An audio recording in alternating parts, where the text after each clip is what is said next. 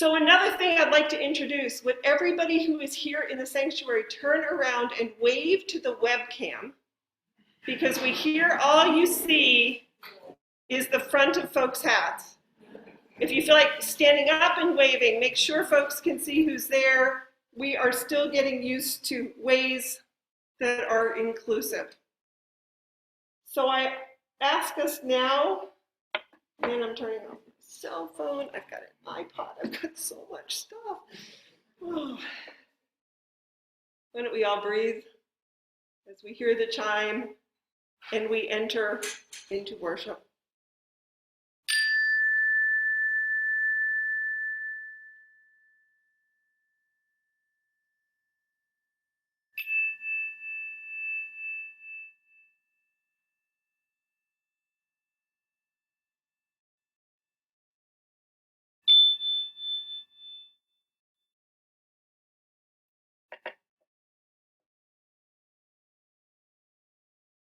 Good morning, friends, those online and those here in the sanctuary. It is good to be together. I'm Reverend Sue Browning, the minister who serves this fellowship, and it is just good to be together. And I want to express some gratitude for the unseen things that happen around this place.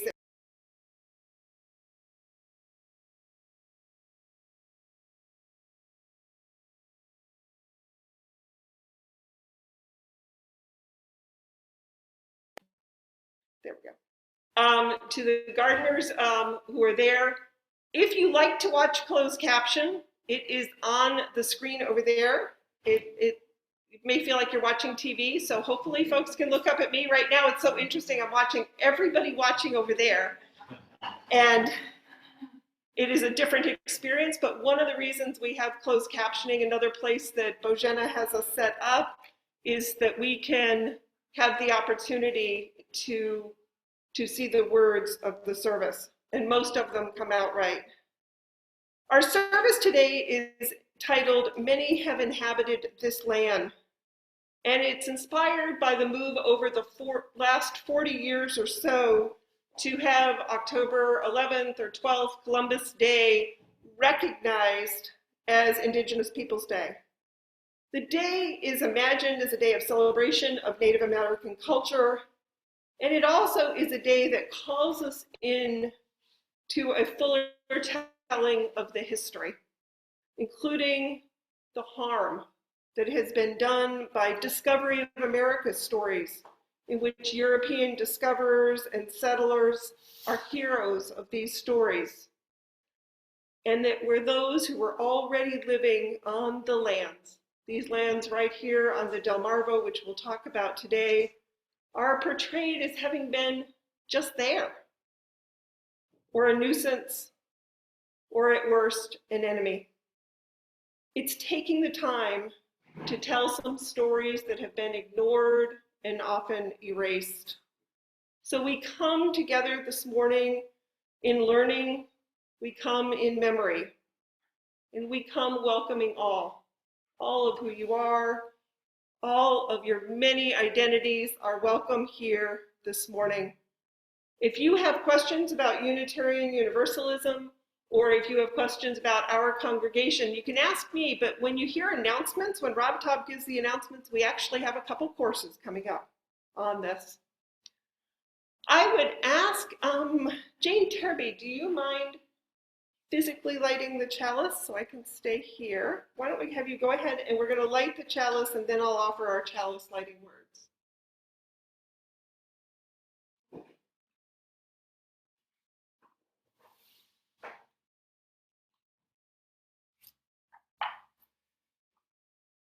These words I've adapted from a colleague, Laura Bogle. We gather here to remember this is our home, but not just ours. We meet on the land of the Nanticokes, the Choptanks, and other Native American groups who have lived on the Delmarva. We envision future generations who will live on this land and let their voices fill our hearts. We gather here to remember this is our home, but not just ours. And I ask us to join now in saying the covenant of our fellowship, and that will be followed by Ellen offering our opening music. At the Unitarian Universalist Fellowship at Easton, we seek to nurture spiritual and intellectual growth for all ages, and to be actively involved in community outreach and service, cherishing diversity and celebrating our oneness with all humanity. We covenant to support one another in the spirit of compassion, respect, and love.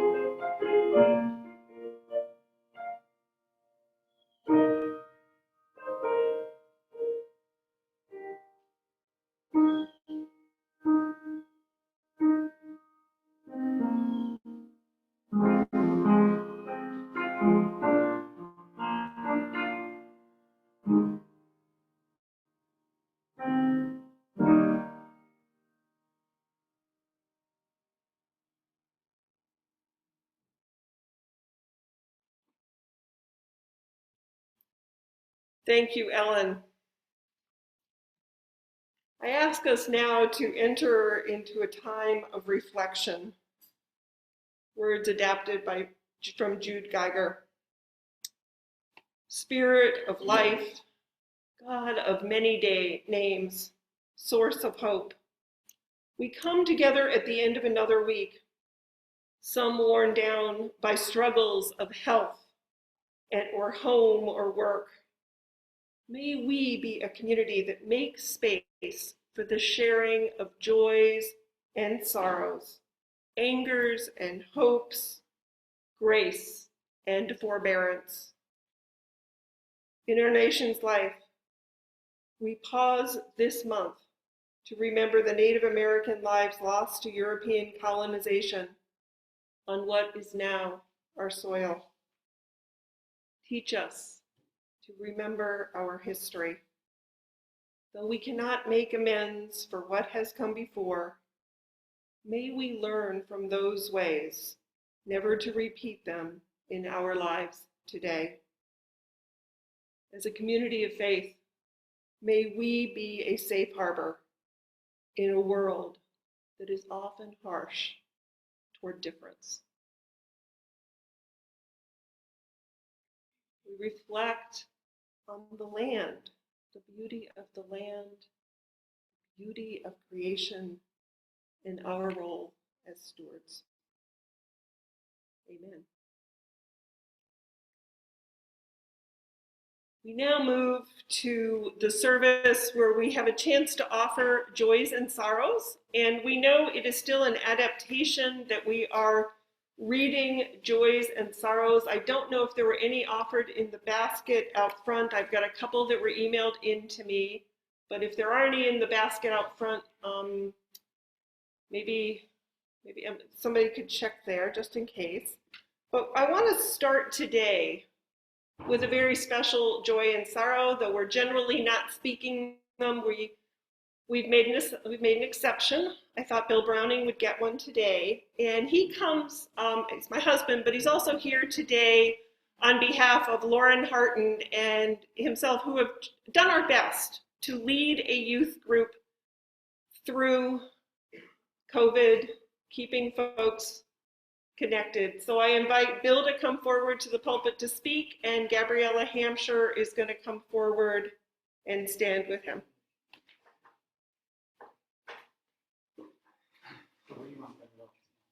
Right by the artwork. Gabriella and I will do the book end.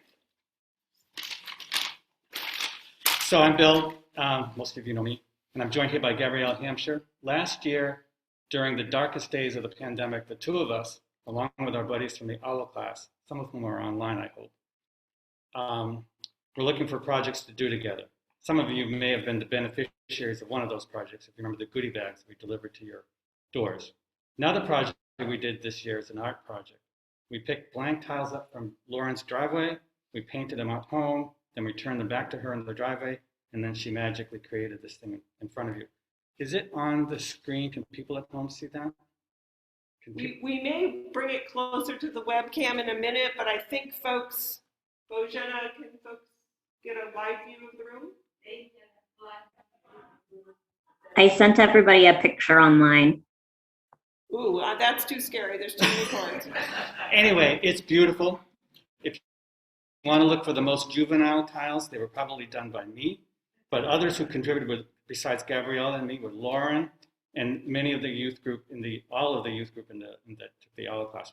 Finn, Grayson, April, Eamon, Lydia, and Logan. So thank you.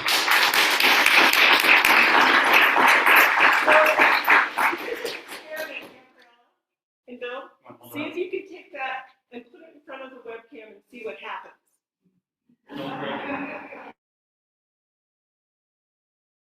What could go wrong? So we are now a little, and we will have Bill and Gabriella.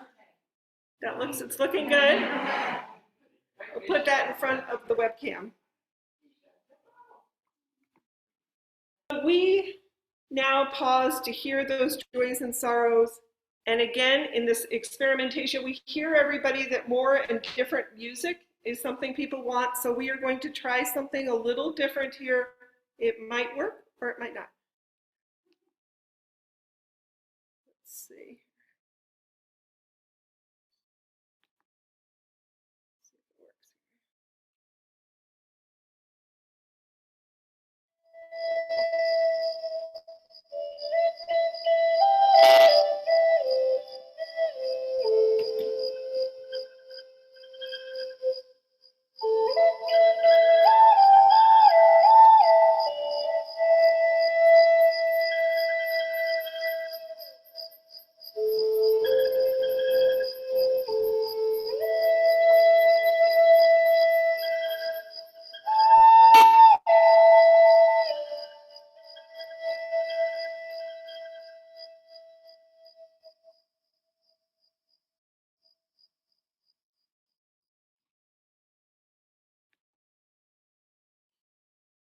So I'm going to just go ahead and do a tech check in addition to hearing the whistles. Could the folks online hear that?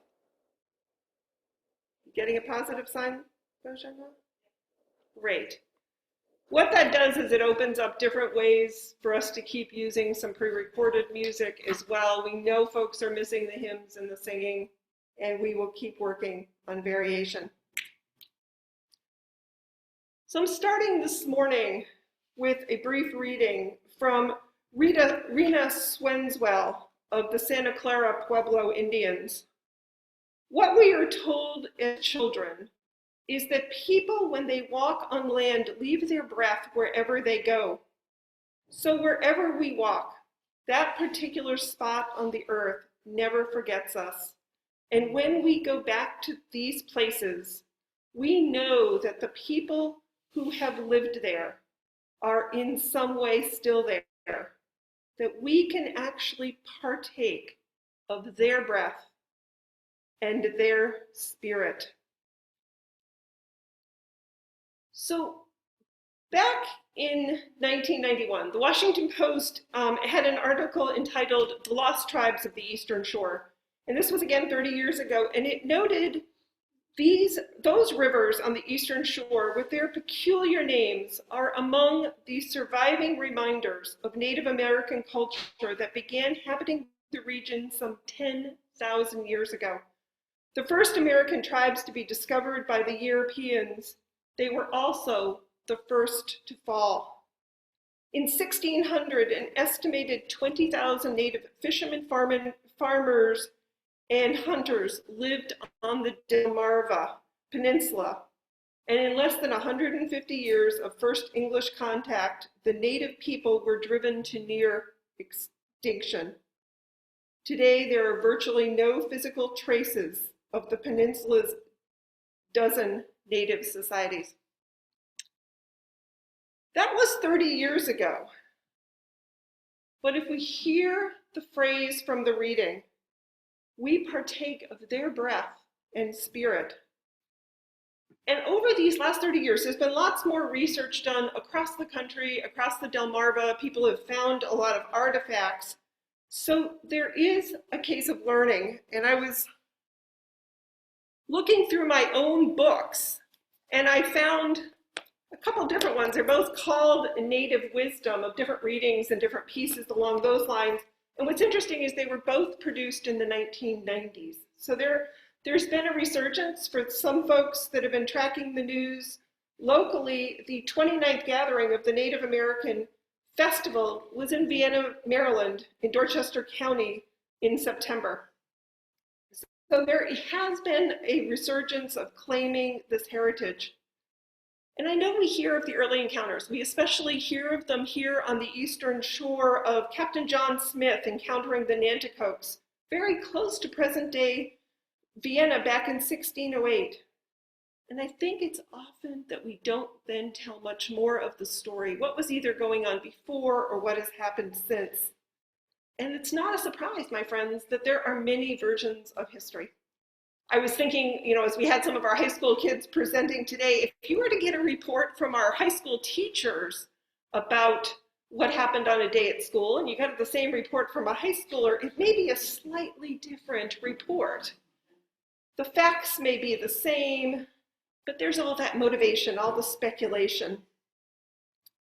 So I'm not going to try this morning to give you a full history of the indigenous peoples of North America or the United States or Maryland or Talbot or Dorchester County, but I want to offer a few snapshots for history that are different, at least from the way I learned history, at least what I learned in school in the 60s and 70s.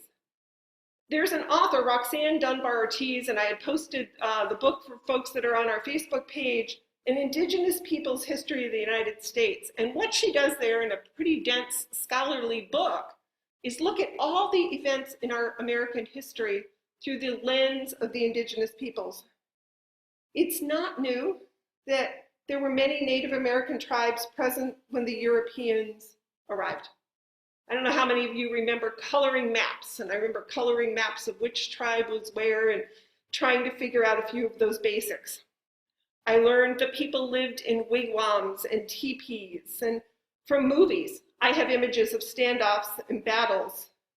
And from more recent documentaries, I know more about rich and diverse cultures and some of the ways that the communities that are still either living on reservations or even when folks have, or not even when, but when folks are more in the community, there are stories of pervasive poverty. Another snapshot we recently have is that our first Homeland Secretary is Deb Haaland, who is the Department of Interior Secretary. What I didn't know is that we had a vice president who was Native American. Anybody know who the president was? Anybody? Herbert Hoover. And Charles Curtis was a vice president of the United States and was raised in Native American cultures. So we have these bits and images. But Ortiz, this author, she asks us not to gloss over it, not to just take these bits and pieces, but not to be afraid of the depths and the layers of the history. If we go back before the Europeans arrived, many Native Americans there were sophisticated roads, not little trails like you picture from the movies, but systems of roads and connections. There were practices of settling disputes, of intertribal disputes, and ways that they had to work through sort of a legal system. And there were the spiritual places, the myths and stories. There were earth-centered traditions that kept folks together. What is interesting to me too is if you think about what was going on, let's say in 1600, do the math. Folks had been here since something like 8,000 BC. Each tribe had layers and layers of history that had come and gone. We partake in their breath and spirit. In her book, Ortiz uses the term settler colonization to describe the invasion of the Europeans in North America. She uses the term genocide to talk about the dramatic reduction in Native American populations, often by 90% very quickly. And she sees this as an intentional genocide. She recognizes that a lot of times we tell a story about disease and, well, it just happened. But there were ways people knew to avoid diseases. There were different ways that it could have happened, and Europeans had accelerated profound losses. It's a compelling read. So I've thought about all the work we've done, trying to understand racism better. And as with chattel slavery and all the subsequent institutions of Jim Crow and mass incarceration, we can easily distance ourselves from our history and just rationalize, but I wasn't there. Those weren't my decisions or actions. And that's all true. But as we've learned, as we've looked through the studies of slavery and racism and all the many oppressions in the world, we do live with the outcomes, the privilege of some, and I think here really importantly, the trauma of others. So we are accountable for the ways in which we continue to work toward equity in this world. And that world is informed by our history. When the Europeans arrived, there was a mindset of entitlement. If you think about it, manifest destiny. We think of that maybe, some of us, me, I can own this, as just something that was sort of part of the landscape. Manifest destiny was going to happen, but it didn't have to be that way. Land can be shared and used in different ways.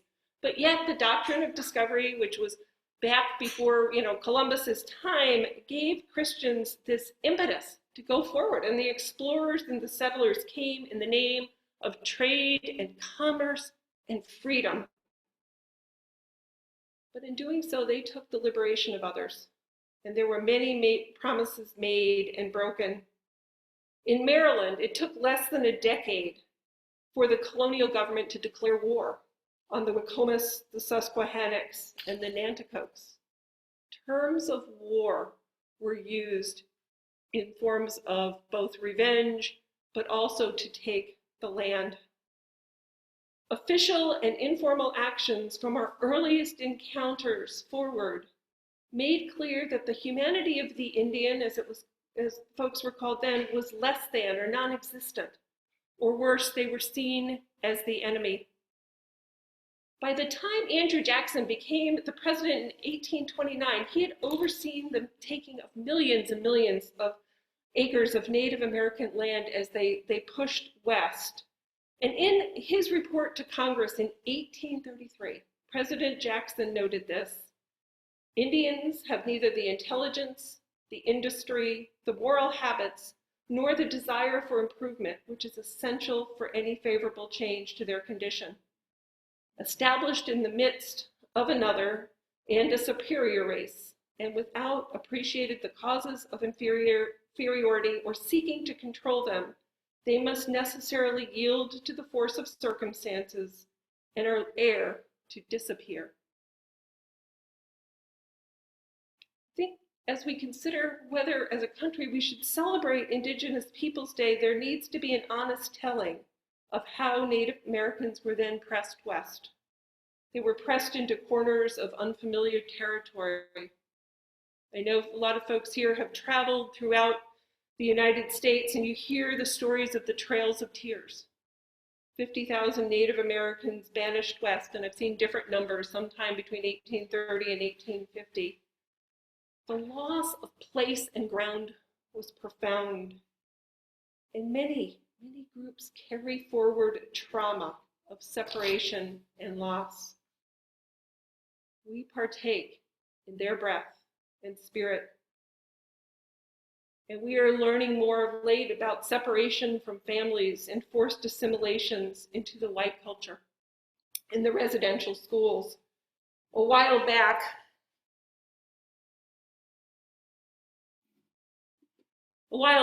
Ann Davis bought us a whole series of books to help teach our kids something more about groups that had both been oppressed and just to learn about difference.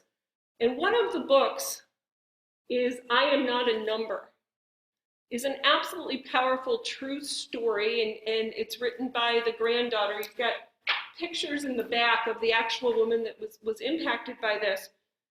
But she tells the story in the book of her grandmother remembering being sent to a residential school, and then after they came home for the summer, being terrified, and the father didn't send them back.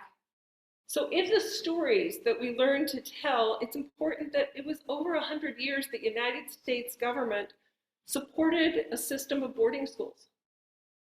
And over 100,000 American Indians and Alaska Native children were stripped of their culture and their languages and their religions.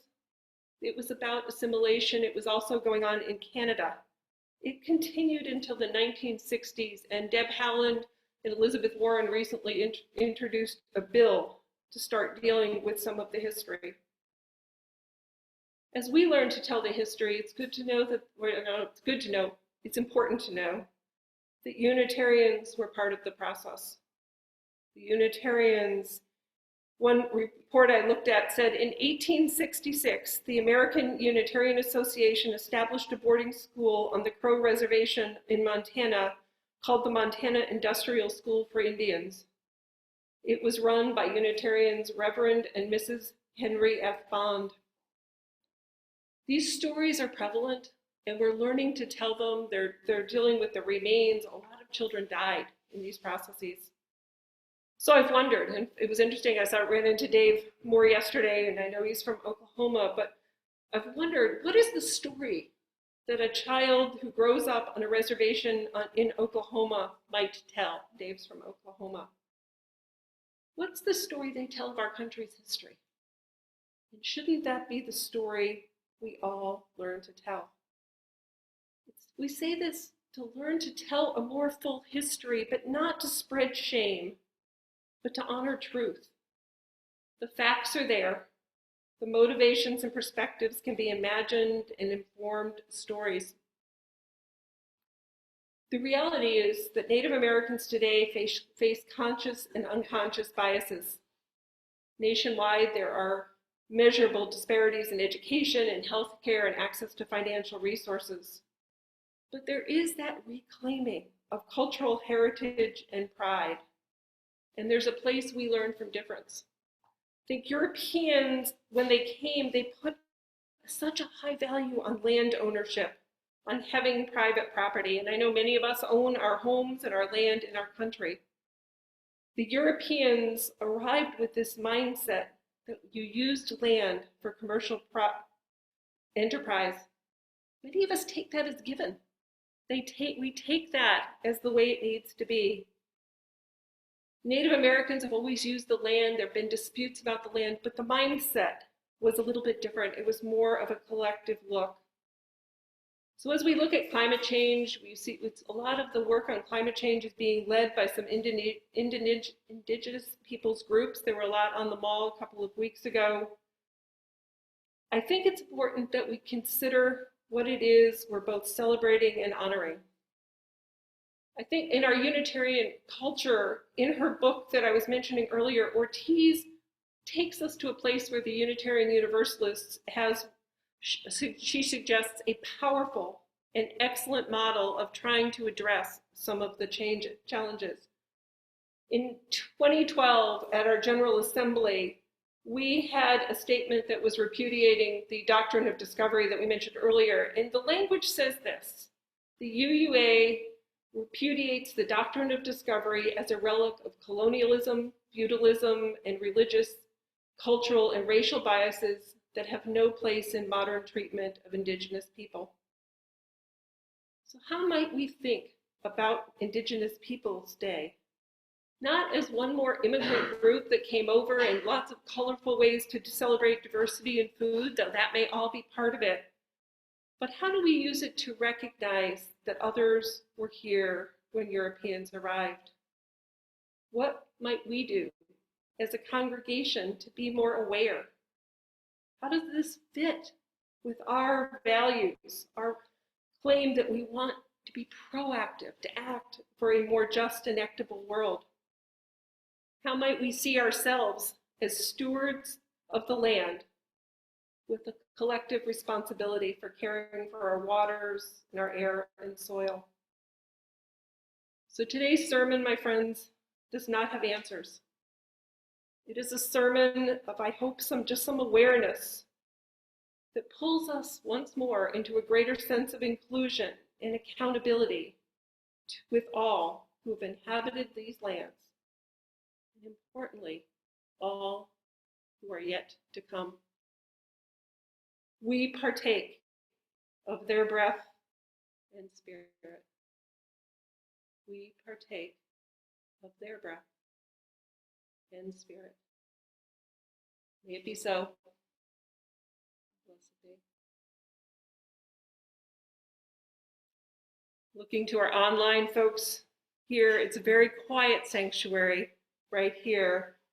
And we are going to do our board announcements and then have our closing words and our closing music.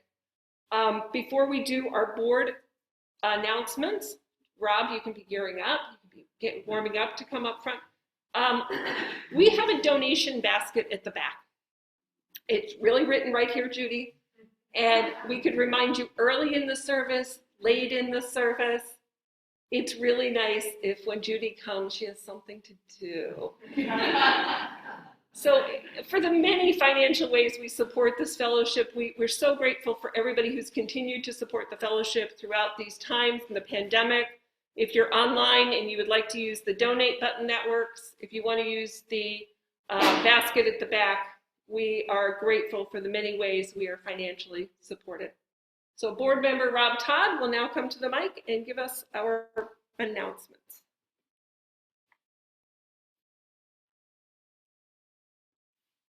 Good morning.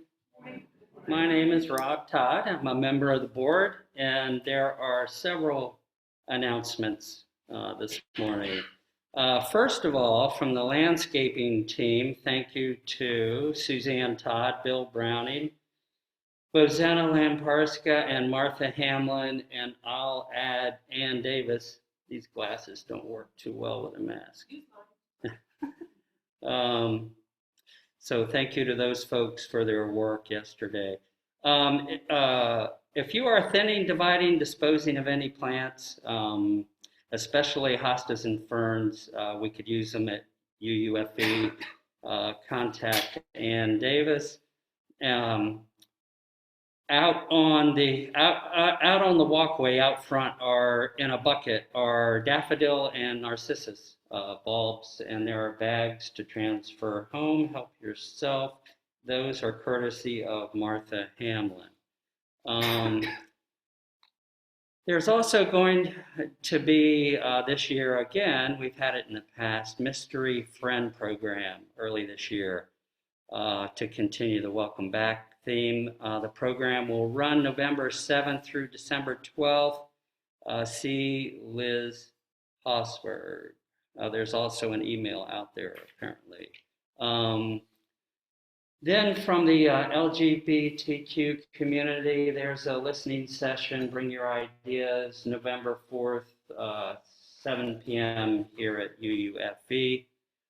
On November the 11th in the evening is a Zoom virtual learning opportunity, The Heart of Unitarian Universalism. Visitors, friends are welcome. If for planning purposes, registration is helpful. Email the office if you want to attend or have questions. And then they're also on December the 4th, 9:30 to 11 in the morning here at UUFE. Get to know UUFE. It's led by Sue Browning and several UUFE leaders.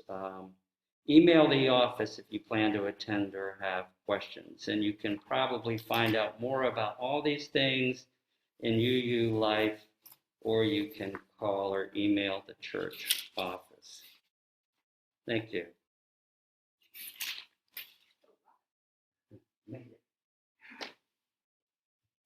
You can get a sense of some of the activities ramping up.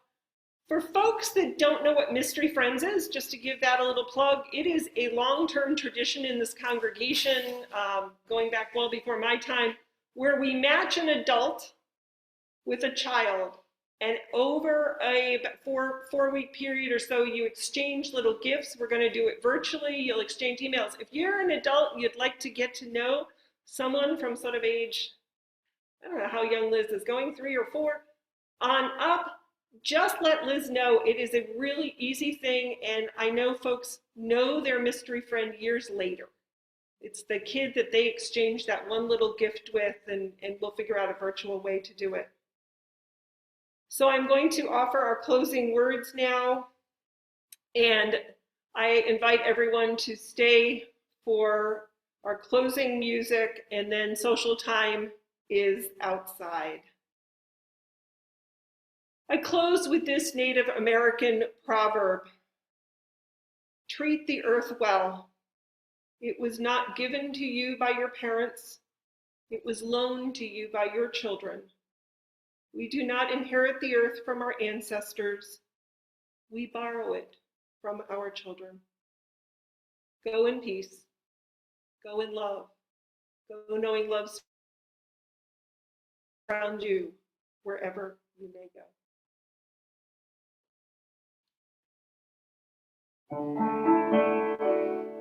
Did you want to say something? Sorry.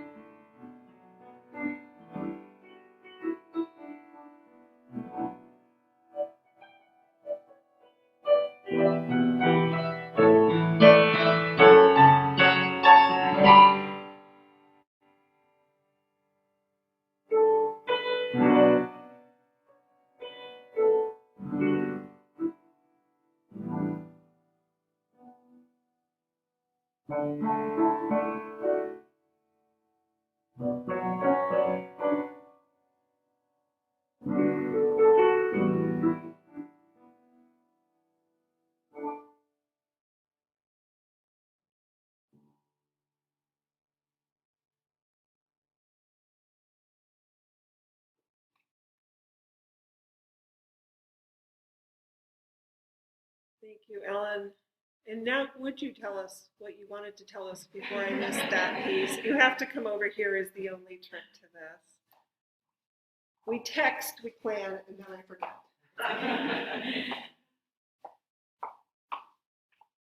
What was about both of those? Did anyone recognize that last song? Yeah. You have to kids, I guess, exactly the right age to have seen that Disney Pocahontas movie. And I hesitated at first because I thought, this is Disney's adaptation, but then I went back and really looked at it, and there's so much in there.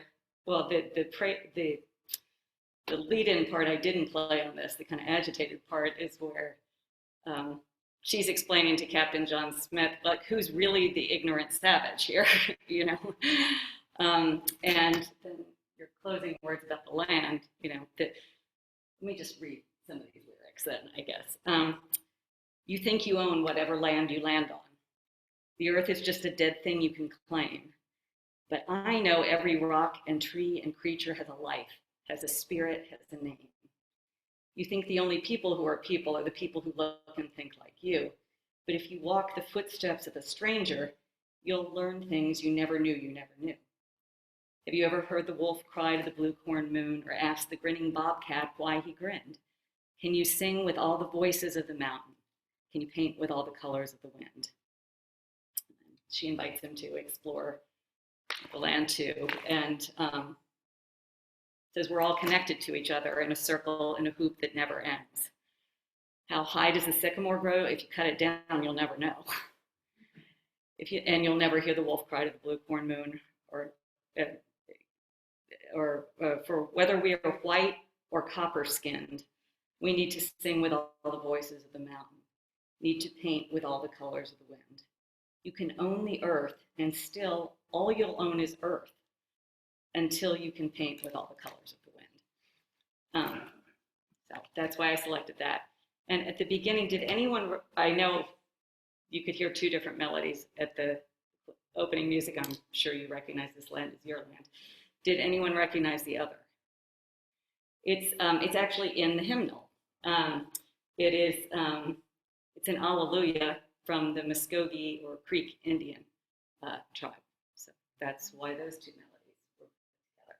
Thanks. Go in peace, go in love, and thank you, Ellen.